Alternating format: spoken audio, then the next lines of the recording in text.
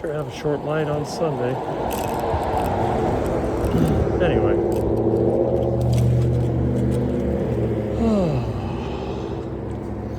How much traffic do we have? Probably a lot. It's not even 9 o'clock yet. Well, it's nothing compared to the week. Anyway. Let's see what we got. I don't know what it is about this town. People are always dumping fruit. I don't know if it's some kind of voodoo thing or whatever, but they put all these baskets of fruit and stuff by the side of the road. There's a lot of traffic. Wow. Look at all these people. Sunday morning, around 9 o'clock, and there's all these cars. It's just crazy. Makes you wonder where they're all going. Sometimes I think if people would just drive less, stay home more, I don't know if they're working. I can't really tell. Got a lot of people with their families. Looks like some retired people. I don't know. But I can tell you one thing. They're always on the move. Now I have to admit, ever since my truck broke down, I've done a whole lot less traveling around. I'm only driving for work. If I'm not out there making money, I'm not starting my engine. But on the other hand, I'm still going around. I'm going to catch the last day of the sale at Winn-Dixie. I got $10 in my pocket and I'm on my way over there. I was hoping that when I got back, I was going to be working on my truck, but that's going to change because a friend of mine, a good friend of mine, he's going with his family on a cruise. So they need to be at the Port of Miami by 3 o'clock. So around 1 o'clock, I'm going to go over to his house. We'll go down to the port and then I'll bring his car back to the house. He says, oh, you can borrow my car, but I'm not going to do that. First of all, it's a newer car, which is inherently uncomfortable. And second of all, I don't want to be responsible if somebody hits it. So, and my van is running. Again, I can drive the van as long as I don't get in traffic and overheat the transmission. It works pretty well.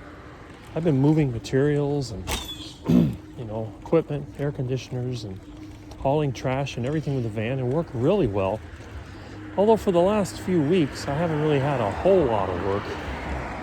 It's that time of the year. People go on vacation. Now, the weather's still kind of hot, but I guess it's not as hot as it was during the summer.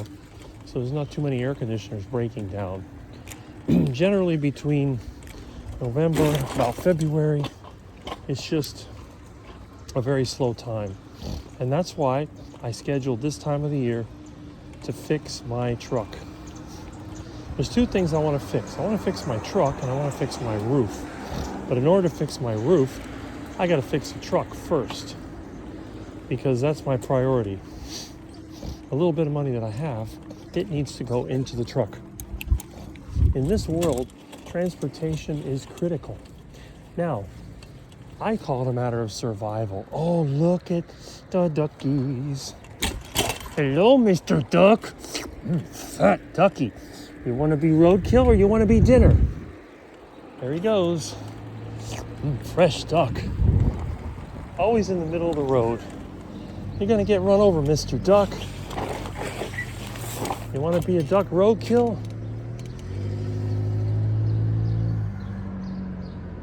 Oh, those dumb ducks. Oh well. I was waiting in case he got run over. I'm not going to let him go to waste. if he's still good. Usually they get flattened out and the meat's all contaminated, but they get clipped. They're usually good for a quick grab, quick boil, quick pluck, and stuff. Well, gut it out, stuff it in the refrigerator. Anyway, being Sunday morning, it should be pretty quiet, but there's a surprising amount of traffic. But anyway, speaking of survival, which is the topic I want to talk about today, this is one of the few carnivore-centered topics. I see they poured the concrete here, but they haven't done the top of it yet. Weird. One thing that... Hey, that's interesting. Got an electric scooter and wearing a suit. Must be going to church. You got a lot more courage than I do.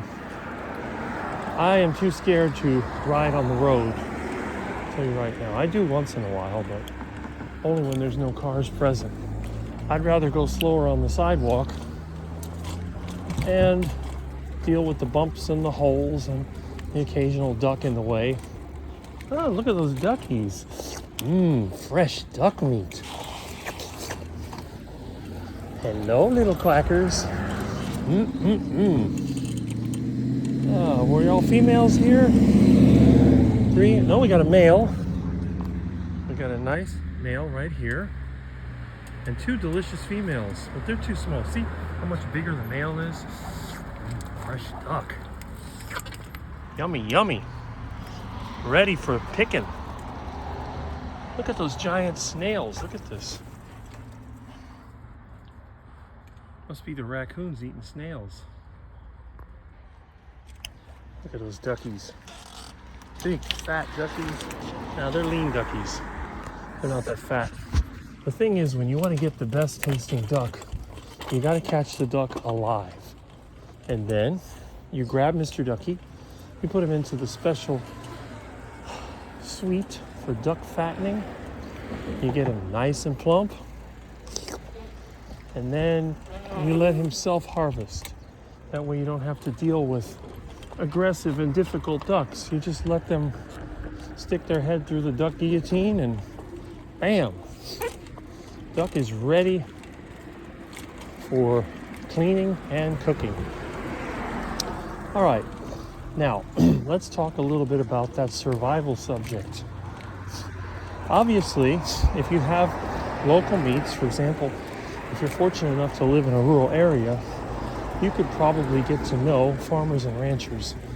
And in a survival situation, you would be able to purchase, trade, or whatever else for the meat that you want. If you're like me and you're fully carnivore, you could live on just meat for decades and you'll be fine. You're 50, late 50s and you're still healthy and you've never had any chronic issues, you've never been on a medication, never taken an antibiotic. You're in pretty good shape for survival. Probably even better than a younger person, because a lot of younger people, they have strength and they have resilience, but they just don't have the mental state. When things go wrong, they'll be some of the first people to freak out and go into a breakdown mode. And it doesn't matter how strong or how resourceful you are, if you don't have the ability to deal with problems, it's going to ruin your life. You won't be able to take advantage of the strength and knowledge that you have. So, what is the solution? Not only do you need to have resources and strength, but you also need to have the knowledge. And for those of us that are older, especially if you're one of those people that grew up in a rural agricultural setting, you're probably quite resilient. The sad thing is that a lot of the people that have the experience, they've been eating duck food for their whole life, and they've become extremely unhealthy, typically obese, with chronic issues such as blood sugar, blood pressure, and so on. So this is a little something that a lot of people just don't really think about. Okay, so what are your options? Well, depending on where you live, your doomsday scenario varies. Now, for anyone, a worldwide nuclear event could be a big problem, and it may lead to the extinction of many species. But here in Florida, the most immediate threat is a storm. For example, a hurricane. That's one of the main things that could throw this area upside down. And the thing about Florida is a very delicate and difficult place to live because we have very little local food production. And the other problem is, because of our extremely bad climate, it's really hard to live here without electricity.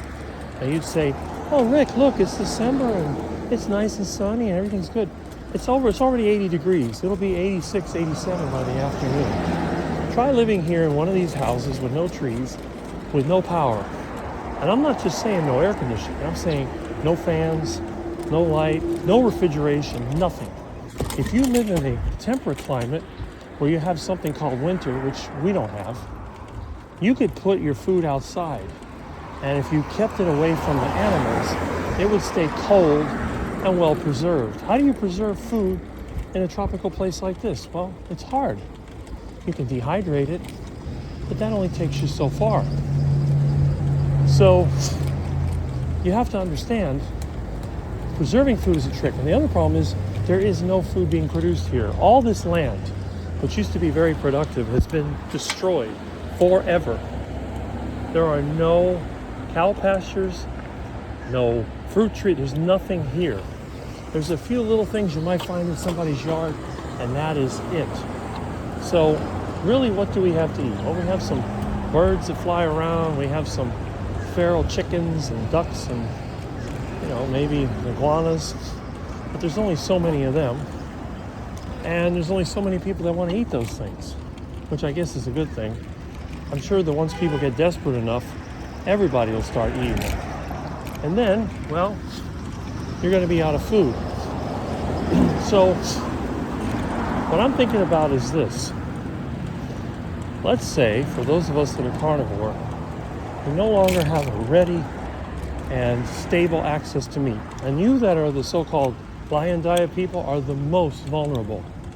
You are one disaster away from starving. If that's your diet. If lion diet is all you have, then you're basically screwed. Think about it. Now, on the other hand, if you have a more varied diet, you have an advantage. Let's say that you're eating anything that moves. Well, that's fine too. But what about when you run out of animals to eat? They don't grow overnight. Are there other food sources that you can leverage to survive? And the answer is yes. Human beings are not exclusively carnivore. We can survive on a variety of food products. We don't have to eat just meat. So, how do we know what we can survive on? Well, that's going to have to come from trial and error. A lot of us are going to have to take the time to figure this out on our own.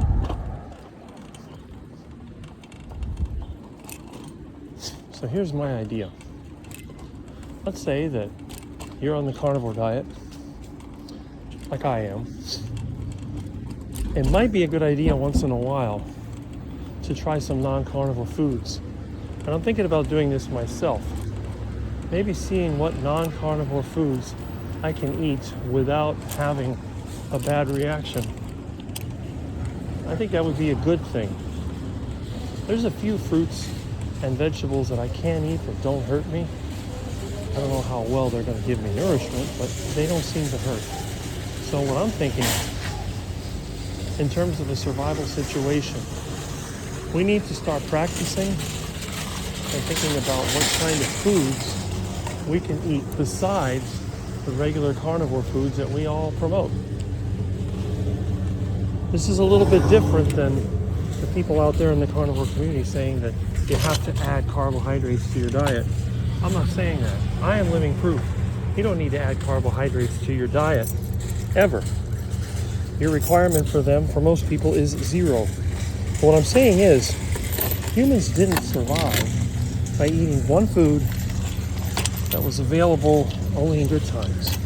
People have survived eating all kinds of crap to be able to live. And the question is, which one of these foods, or which ones of these foods, are actually compatible with a relatively healthy lifestyle, although temporarily. Now, we know for a fact that you can't live on an unsupplemented plant-based diet for your whole life. There's just too many things lacking from plants.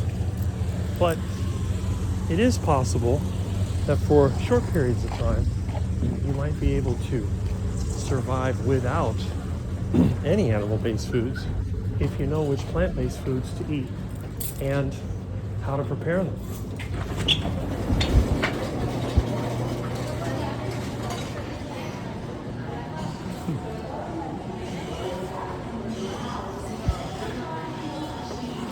That is an important thing to understand. So when you think about it, there's just so many people out there pushing sort of a hardcore, all or nothing diet. Now, you see this stuff around me in the store? None of this is stuff you want to eat. This is all garbage. It's all nasty duck food. Look at all this crap. Just garbage. How can anybody eat this garbage? And all these liquids, look at how expensive this is. $1.69 for, what is this, some kind of juice? Ridiculous. I never really look at this crap. And this is all juice. Unbelievable. This is Gatorade crap. This is the most disgusting stuff in the world.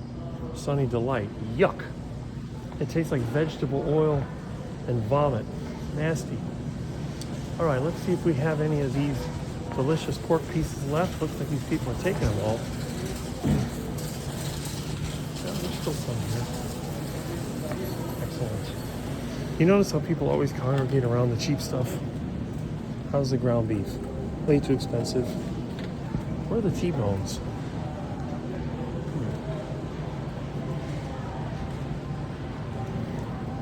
Even the pork chops are too expensive.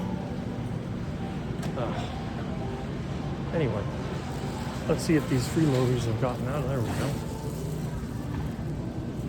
Obstacle course.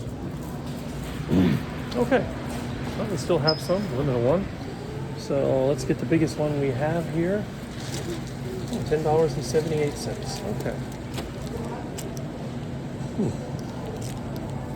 How much money do I have?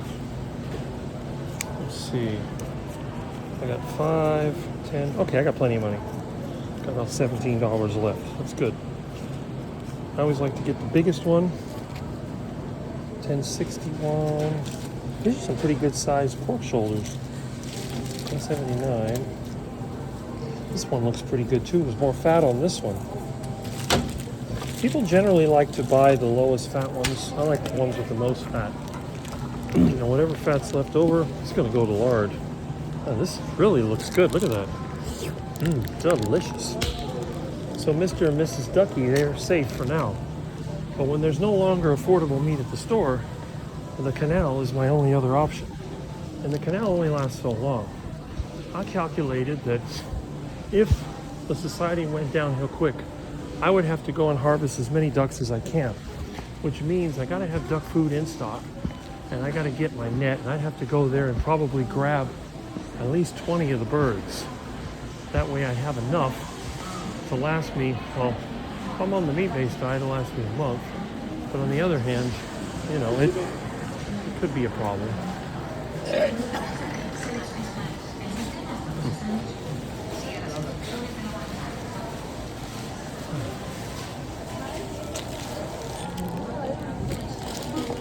Please remove the unscanned item.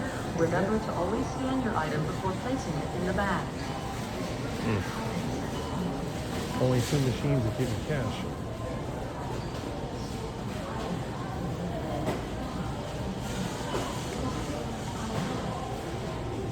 Please continue scanning.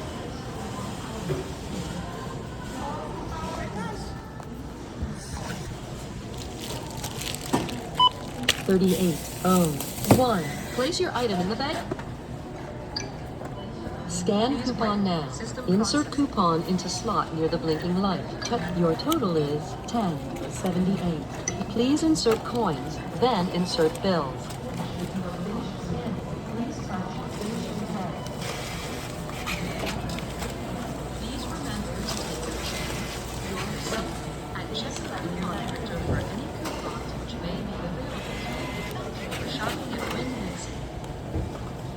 Please wait.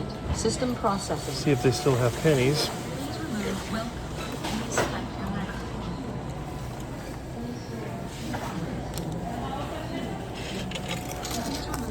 Oh, they do. Please remember to take your change, Wow. your receipt, Still and have check pennies. the coupon. Okay. Got my stuff here. Go back to the house. And I got my delicious pork butt. That'll give me meat for, well, between the two of them, at least a week. That'll be good. But anyway, what I was talking about earlier was, see if this is working. Yes, it is. The whole concept of survival food.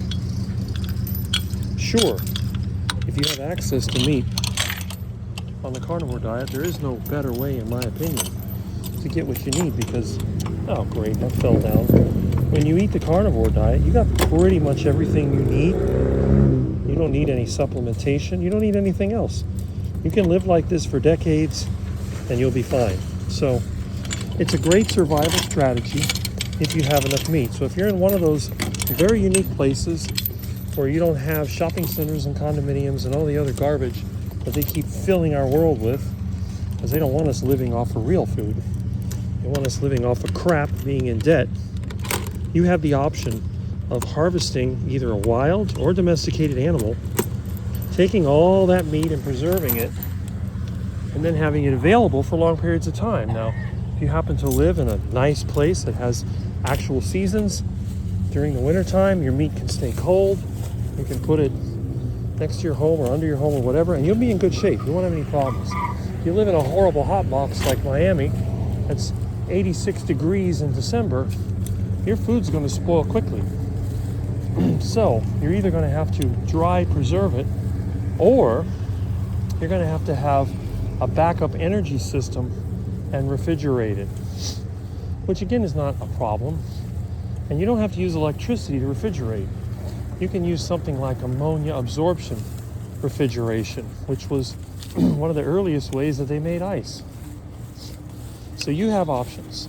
But in order for those options to be good, you're going to have to prepare ahead of time. The most important factor in survival is not how much food you have and not how secure your location is. It's where you are, who's surrounding you. If you're in a city like this and you're surrounded by millions of desperate people, you have zero chance of surviving. And I mean zero, because sooner or later you have to go outside. And once you do that, you're an easy target.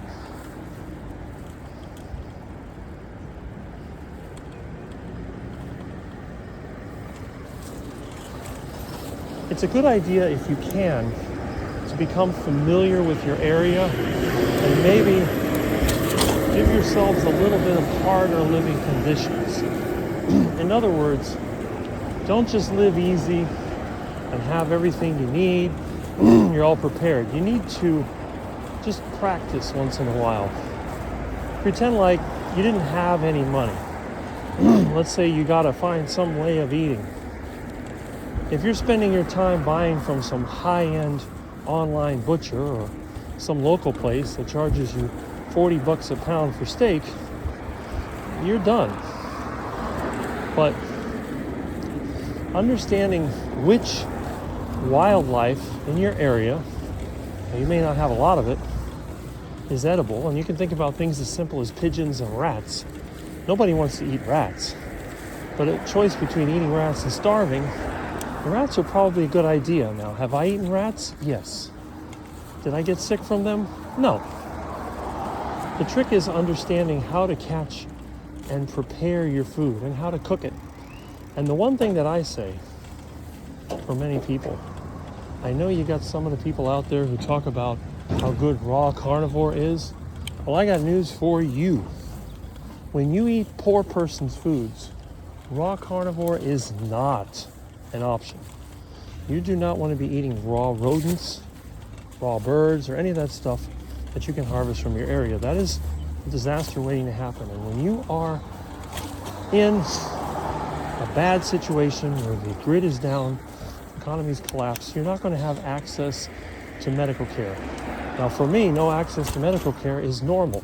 That's how I've been living for decades. But for the average person, you get used to just going to the doctor when you have a stomachache. Well, that won't be there. So it's very important for you to learn how to properly prepare your food to reduce the danger of becoming ill. So once you become ill, you don't have a lot of options. So the best way is to avoid the problem in the first place. And think about, I just got some kind of a cold or flu. I got over it. I didn't use any over-the-counter or prescription medication. I've never been on a prescription medication my entire life. I've never even had an antibiotic, which is pretty amazing considering how many times I've been cut and in dirty and dangerous conditions. I seem to be fine. In fact, my cat just tore me up a couple weeks ago. And it healed up fine. So, now, obviously, you have the carnivore influencers who are always telling you how important meat is and quality meat and this and that. That's just great. These people all have access to resources that a lot of us don't have. If you're a YouTuber that has 100,000 or more viewers, you're getting some money out of it. And unlike those of us who nobody cares about, people send you stuff. They send you meats, they send you products because they want you to market them to others. They don't do that with people like me or you, most likely, because if you're one of the big time influencers, I seriously doubt you're watching my video. But the reality is, the vast majority of people are like closer to me than they are to one of those elites. And again, how do you know an elite? Well, they're going to put videos, well-edited videos, and they're going to have people that work for them. Their products and services are going to be well known. They're going to have some type of group or some type of club that you can join. They have affiliate links. That's pretty much how you find them. Those of us that don't have any of that, well, you know how you find us. Just look for the videos that are unedited and the people that basically have to do everything themselves. Now there are some fake, what I call fake realists. Some of these people that have farms and they have businesses and whatever, and they go through the struggle. But the reality is they don't really need to struggle. They have plenty of money, but they pretend like they are sort of economically challenged. That way you can identify more with them. And, you know, again, for entertainment value, it can be really good. No matter how much money a person makes, they entertain you, well, that's fine. But the reality is, for the rest of us, we need to figure out our own way. Now, people would laugh at me when I ride by the canal, like I'm doing now, and I see a big, fat iguana or duck, and I'm getting hungry and saying, oh, how delicious they are. I don't see any on this side, but still, because it's the reality of my situation. I've had people tell me, Rick, why are you telling people to eat out of a dumpster? Dumpster chicken, dumpster beef. You know how many times dumpster food got me through? Well, Rick, you're talented. You should be making lots of money. And I agree. The problem is that I live in a place where English is a second language and most business takes place under the table. So if you want to get rich here, you have to do illegal things, which I'm not really willing to do. Now, of course, there is a gray market, and I do some of that. People pay me cash. I don't report it because I don't keep it. All the cash that I make goes to property tax and expenses, and really it's just a lot of work to write all that down. By the time I buy parts and fuel and supplies, basically total income is zero. And I do want to change that. There has to be some way I can do that, but I'll figure something out eventually. But at this point, survival mode is it. This is why you don't see me running around to meetups and joining clubs and all that. I won't join a club unless it's free or somebody invites me in. Now, if somebody invites me in, I'll join, no problem. but I just don't want to spend money I don't have. Now, on the other hand, if I was rich, I'd have no problem with it. I donate money all the time. Not only being a tax write-off, but also just being the right thing to do. The water's still dirty, but not as bad as yesterday. Westwood Lake sure is filthy compared to what I remembered as a kid. It's a shame. Anyway, yeah, I don't like this time of the year. It's hot, it's very humid, but it doesn't rain, so it's dry. Kind of depressing when you think about it. But what could you do? Do the best you can. At least it's not raining, storming. Oh, they're having a garage sale on Sunday. That's unusual. Most people have them on Saturday. Here's a couple of baby iguanas crossing the sidewalk, heading towards the canal. Or as I call them, Rick's Future Meals. So anyway, this is all pretty basic stuff. And I think in many ways, it's something that we should be concentrating on more. As many of our YouTubers have said, how many times can you tell a person to eat meat? There's nothing mysterious about it. To be a carnivore, you just eat meat, that's all. There's nothing difficult about it. You got people over there making programs, how to be carnivore. That's great, that's great. But if you don't have the ingredients, yeah, can't make it work. Somebody tells you to eat the lion diet, you don't have any beef available, how's that gonna work? So what about finding ways to make pork and chicken and wild caught birds part of your diet? What do we need to do? Do we need to prepare the meats a certain way? Or do we need to add plant material to the diet? I found in my case, adding fermented plants, like fermented cabbage, fermented onions and garlic, seems to help make my diet more sustainable. And I use lower quality meats, such as chicken and pork. Now, parking lot chicken, that's a different story. That's a quality meat, I think. It's a darker and more flavorful chicken. It's also a smaller chicken. Muscovy duck, that's another, in my opinion, good meat. I've eaten Muscovy duck. In fact, one time we had a duck explosion when I first moved back into my mom's house because the ducks, I started feeding them, they started breeding. Pretty soon we had over 70 or 80 ducks hanging out. The neighbors were freaking out. So I went into population control mode and I started catching and cooking. I think I ate nothing but Muscovy duck for several weeks. And I felt better than I ever have. That's all that I ate, eggs and Muscovy duck. So I know that even monogastric meats, when they're fed a good quality diet and they live outdoors, are good quality protein, fat, and other macronutrients. The sad thing is that in order to make these birds profitable, they have to be raised under not ideal conditions. So this is a problem. But anyway, what can we do to make that meat better? And the other thing, as I said before, for those of us that have no other choice, what plant-based foods can we eat and still be healthy? So these are subjects I want to consider, and I would like to hear any of your ideas and give me some ideas for future videos. Oh, wow. Look what's right in front of me. The duck family. Hello, quackers. Who wants crackers when you can have quackers? Look at those quackers. Hello, little duckies. Look at those quackers.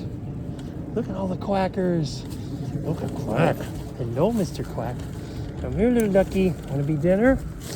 Fresh duck. Love duck. Anyway, good thing they got a sale of Winn-Dixie, or I'd be taking some duck home. Well, I'll catch you later.